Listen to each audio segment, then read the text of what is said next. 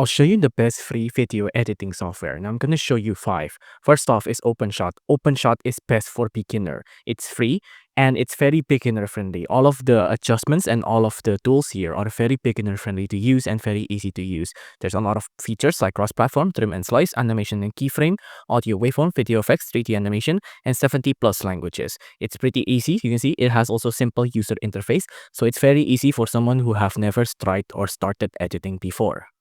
The next one I'm going to show you is called K10 Live. Now, K10 Live is a pretty good all-rounder. It's pretty simple, but not too simple. It's pretty complicated, but not too complicated.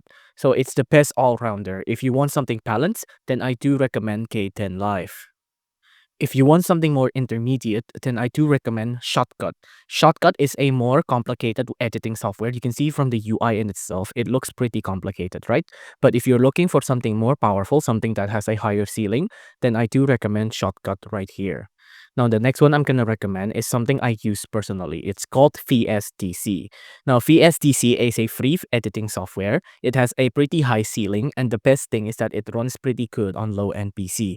Back when I had a potato PC, this is what I used to learn and to edit all the time. I used to master this editing software, and it's pretty good for a lightweight potato editing software.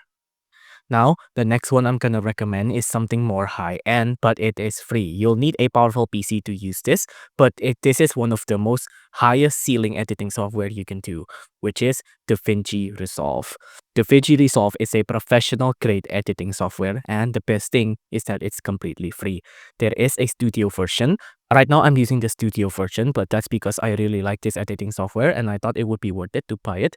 But you can see, DaVinci Resolve is used to edit movies, to edit a lot of films, and it has a very high ceiling here. It has a very steep learning curve, but once you've mastered DaVinci Resolve, you have basically mastered editing along with it as well. So again, pick which is best for you. If you want something more user-friendly, then of course go with OpenShot. If you have something like a low-end PC, then go with VSDC. If you want something high-end, then go with DaVinci Resolve.